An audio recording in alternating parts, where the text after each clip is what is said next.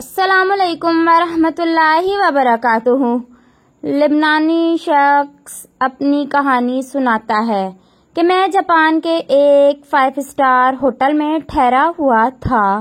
میں ہوٹل کے swimming pool میں اترا، تب میرے علاوہ وہاں کوئی نہیں تھا۔ نہاتے نہاتے میں نے سوئمنگ پول میں پیشاب کر دیا۔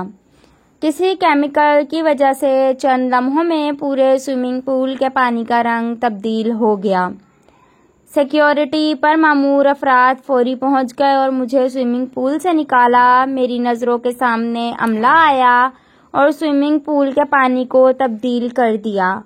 مجھے ہوٹل کے ریسیپشن میں بلایا گیا۔ میرا پاسپورٹ اور سامان مجھے پکڑا دیا گیا اور ہوٹل سے مجھے باہر کر دیا۔ اب میں شہر کے جس بھی ہوٹل کا رخ کرتا، ریسیپشن پر بیٹھا عملہ میرا پاسپورٹ دیکھ کر کہتا، تم ہی ہو نا جس نے سوئمنگ پول میں پیشاب کیا تھا؟